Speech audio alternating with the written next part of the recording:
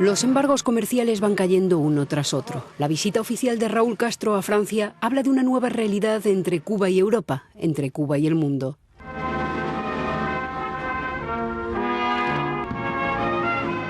No faltan las imágenes simbólicas. En agosto de 2015 la bandera estadounidense volvía a ondear en el malecón de La Habana. 8 meses antes, Barack Obama y Raúl Castro anunciaban la normalización de las relaciones entre Estados Unidos y Cuba. La revolución castrista camina hacia una nueva etapa de manera gradual y a 2 velocidades. Habrá vuelos diarios a Miami. Se adivina una nueva clase media. Se pueden obtener licencias para trabajos privados y la compraventa de coches o viviendas, aunque la mayoría de los cubanos no pueden pagarlas. Pero el sistema político sigue asentado sobre una élite ligada a las Fuerzas Armadas y el Partido Comunista es aún la única fuerza legal en la isla. La nueva realidad económica por ahora no puede traducirse en una mejora sustancial de los derechos humanos y las libertades individuales.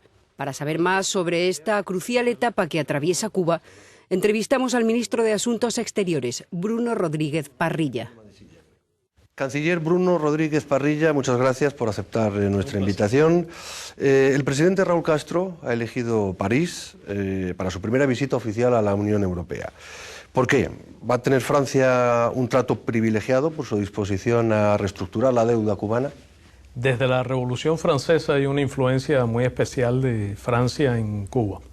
Hay una relación sólida, confirmada por décadas de historia reciente, un desarrollo muy positivo de los vínculos bilaterales y reconocemos el liderazgo que ejerce Francia en Europa. Y siento que esta visita marca una perspectiva especial para el desarrollo de los vínculos bilaterales. Es una visita sin duda histórica.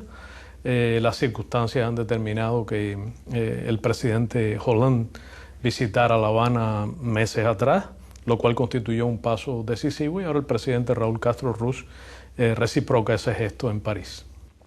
Muy bien, el tono de esta visita es marcadamente económico, pero le quería preguntar, ¿el tema de los derechos humanos ha estado sobre la mesa en los encuentros que han mantenido con las autoridades francesas? Bueno, la visita es muy polifacética, no exclusivamente económica, se ha intercambiado sobre numerosos temas de naturaleza política.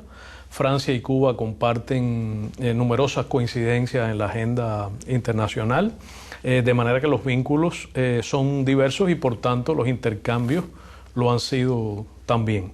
El tema de los derechos humanos no ha sido central, pero hemos intercambiado opiniones sobre coincidencias y al mismo tiempo preocupaciones que son recíprocas. Los países europeos menos receptivos con los cambios actuales en su isla, en Cuba, o por decirlo de otra manera, más exigentes con la situación de las libertades individuales en la isla, ¿van a perder oportunidades de negocio en la nueva Cuba? La Unión Europea y Cuba tenemos desde hace años un diálogo político de alto nivel que incluye temas diversos. Y más recientemente iniciamos un diálogo bilateral sobre derechos humanos basado precisamente en un proceso que se inició en el 2010 bajo una presidencia francesa de la Unión. Las empresas francesas han tenido desde hace muchos años una presencia importante en Cuba, de la misma forma que habría que reconocer que otros miembros de la Unión Europea son socios tradicionales en materia de relaciones comerciales, de inversión o son importantes emisores de turismo a Cuba.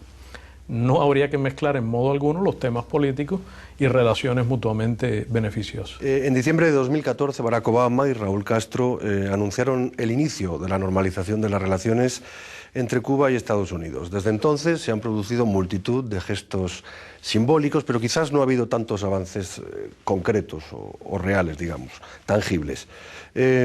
¿Quizás ha habido un exceso de optimismo? No lo creo. El anuncio del 17 de diciembre fue sorpresivo y sin lugar a dudas importante. Resultaba insólito para el planeta escuchar al presidente de los Estados Unidos de América reconocer que la política de estos 50 años ha sido fallida, que ha provocado daños humanitarios a nuestro pueblo. En realidad se produjo entonces el inicio de las discusiones que llevaron al restablecimiento de relaciones diplomáticas y a la reapertura de embajadas que ocurrió en el verano. Yo siento que ha habido progreso en materia de diálogo y de cooperación en numerosos temas de interés bilateral común, y que aunque se han adoptado algunas medidas de carácter positivo pero muy limitado en relación con la modificación de la aplicación del bloqueo, es donde nosotros no apreciamos avances tangibles. ¿Les ha dado Washington una fecha para el final de las sanciones? ¿Se va a anunciar, cree usted, antes de que Obama deje la Casa Blanca? Bueno, es difícil decirlo. El bloqueo es el gran tema. La manera en que se modifique la aplicación del bloqueo con vistas a su eliminación será lo que determine el sentido y el alcance del proceso que está ocurriendo entre los Estados Unidos y Cuba. No habrá normalización, obviamente, sin la completa terminación del bloqueo, que requeriría una decisión de naturaleza congresional. Sin embargo, el presidente de los Estados Unidos conserva facultades ejecutivas amplísimas, que si decidiera usarlas con determinación, podría modificar muy sustancialmente la aplicación del bloqueo. Este es un año de elecciones en Estados Unidos. El relevo que viene en Washington puede afectar al deshielo. ¿Qué candidato le conviene más a Cuba? En una democracia funcional, cualquier candidato que sea electo tendría que seguir los dictados de los electores, los deseos de los votantes, la voluntad de las personas que pagan impuestos. Nadie discute hoy que hay una mayoría muy amplia en la sociedad estadounidense, en todos sus sectores, que favorece la terminación de una política anclada en la Guerra Fría que no ha dado ningún resultado más que provocar daños humanitarios considerables a toda familia cubana. Sin embargo, habría que reconocer diferencias entre unos candidatos y otros. Cualquiera de ellos o ellas, sin lugar a dudas, encontrará una situación nueva, inédita en las relaciones entre los Estados Unidos y Cuba. ¿Temen ustedes en Cuba que el final del embargo propicie una norteamericanización de la cultura cubana que de alguna manera ponga en peligro la transición tranquila, ¿no?, que quiere La Habana? Bueno, no sería posible. Es decir, Cuba fue colonia de España y surgió una nación con una fuerte identidad. La cultura cubana es de una fuerza y una originalidad considerable. Los cubanos somos cubanos. Una relación normal con los Estados Unidos sería totalmente natural. Hay vínculos culturales, ha habido una relación tradicional entre el pueblo estadounidense y el cubano, a pesar de las relaciones de conflicto entre ambos gobiernos. Claramente nuestra cultura protegerá nuestra identidad, porque no tendría sentido, después de una larga lucha de 50 años, terminar con una economía en manos de transnacionales norteamericanas ni de ningún otro lugar. Otro gran frente diplomático que tiene abierto Cuba es la Unión Europea, la UE. Las negociaciones sobre un acuerdo de cooperación se abrieron en 2014.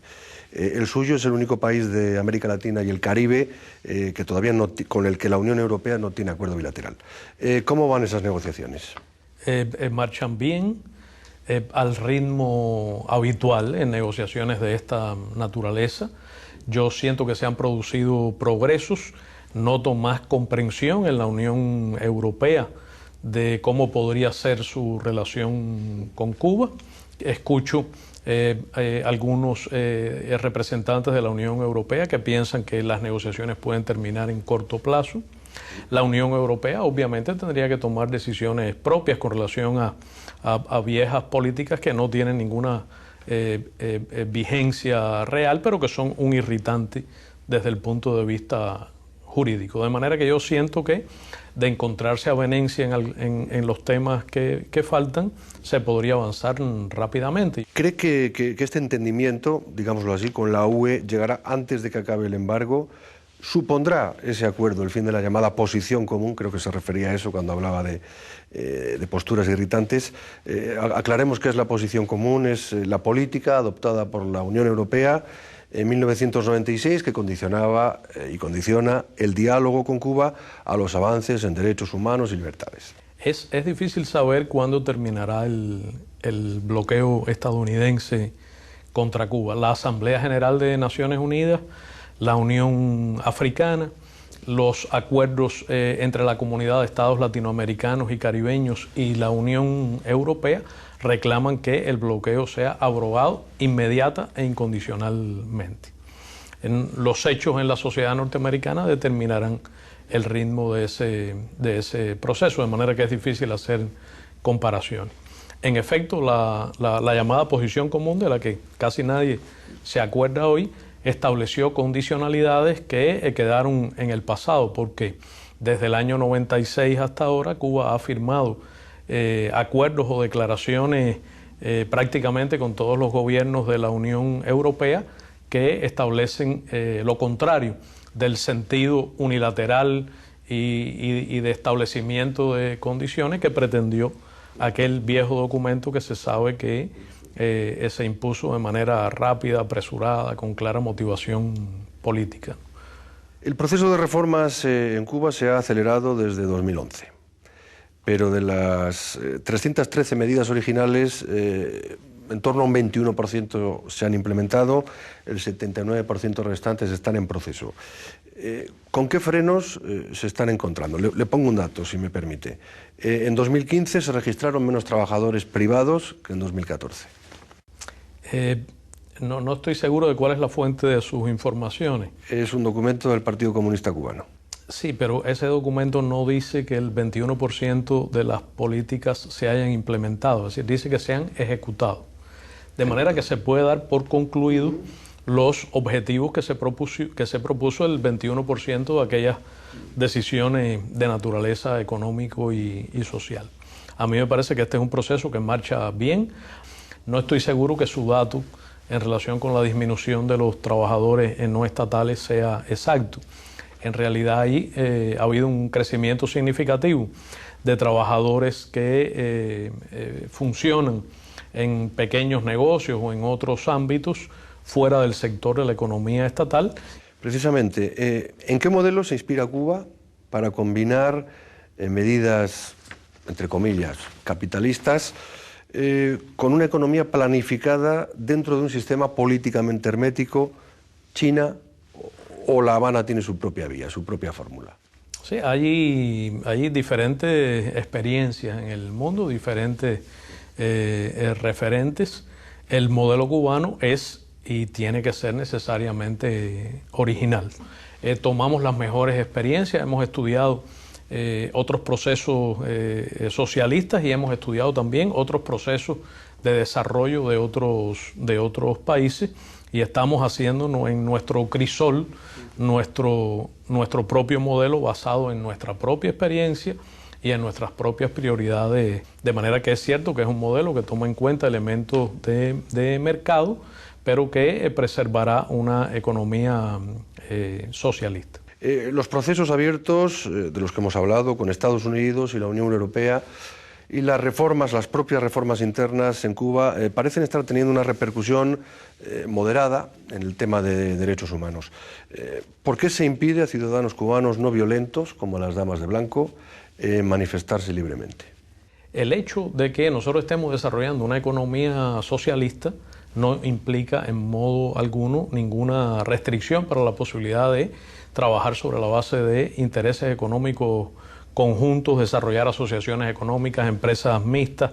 En relación con el modelo político cubano y los derechos humanos, es cierto que hay percepciones distintas, pero puedo refutar que se impida a personas como las que usted menciona manifestarse pacíficamente. De hecho, entiendo que lo hacen con mucha frecuencia. Debo también señalar que en materia de derechos humanos es cierto que puede que tengamos diferencias en nuestras respectivas visiones. Para mí, los derechos humanos son universales e indivisibles. Hace mucho daño a la causa de los derechos humanos su politización y la existencia de dobles raseros.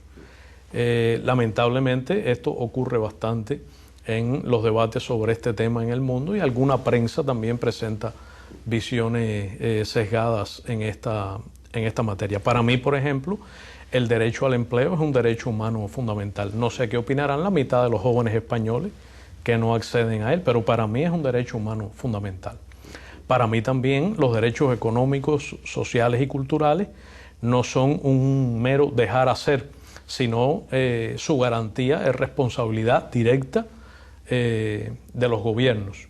Y para mí son totalmente indivisibles en relación con los derechos políticos y las libertades civiles.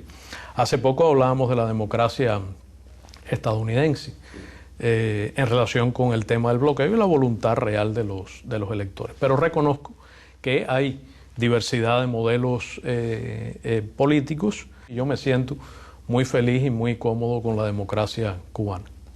Su gobierno tradicionalmente siempre ha negado la existencia de presos políticos, aunque numerosas organizaciones internacionales y algún organismo tolerado dentro de la propia Cuba denuncian que todavía hay presos de conciencia. También denuncian que las campañas de intimidación y represión contra disidentes, opositores, no han cesado. ¿Qué tiene usted que decir a estas acusaciones? Refutarlas simplemente. En primer lugar, habría que ponerse de acuerdo en una definición de presos políticos.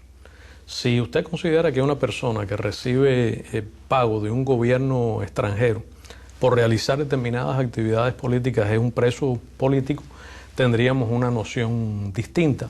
En Francia o en Estados Unidos se les llama agentes de potencia extranjera. Algunos de estos grupos que se mueven en Cuba y que incluso son tolerados, se sabe que reciben financiamiento de gobiernos europeos o del propio gobierno estadounidense. Violaciones de derechos humanos se producen muy gravemente en el territorio que ocupa la base naval de Guantánamo, sobre lo que usted no me ha preguntado. Se sabe que allí hay personas que permanecen secuestradas en un limbo jurídico desde hace una década, que fueron juzgadas por supuestos tribunales militares sin derecho a la defensa, o que se encuentran en alimentación forzada cuando hacen huelga de hambre bajo condiciones que todo el mundo reconoce que son de tortura sistemática. Se sabe que algunos países han tenido situaciones diversas en esta materia en relación con el secuestro de estas personas o cárceles secretas o ilegales donde estuvieron retenidas antes de ser trasladadas a Guantánamo. No se podría hablar de un país que haya alcanzado la perfección en materia de derechos humanos.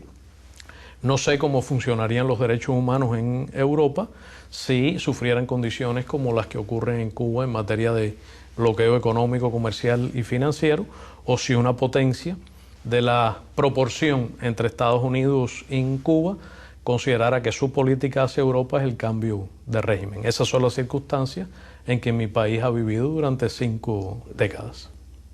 Y bueno, ya para terminar, me gustaría preguntarle por el expresidente Fidel Castro. Lleva ya una década retirado, con contadas apariciones en público. Es que sigue siendo una inspiración para Cuba. Sigue siendo una inspiración para Cuba, un referente moral, un liderazgo político y moral insustituible, profundamente querido por nuestro pueblo, que tiene además una vida muy activa. Me consta personalmente su involucramiento en problemas de extraordinaria vigencia, como lo es el de la producción de alimentos en condiciones de explosión demográfica mundial, muy involucrado también en los temas del cambio climático o en los temas del desarme nuclear. Soy privilegiado de conocer de su actividad, sus inquietudes, su interés en la política exterior cubana y contar de vez en cuando con su consejo. Muy bien. Canciller, se nos ha acabado el tiempo, se nos han quedado algunos asuntos en el tintero, pero creo que hemos podido hablar de los temas principales. En todo caso, le agradezco mucho haber respondido a mis preguntas. Muchas gracias. Le agradezco también esta oportunidad. Para mí ha sido útil y también placentera. Muchas gracias. Igualmente. Gracias.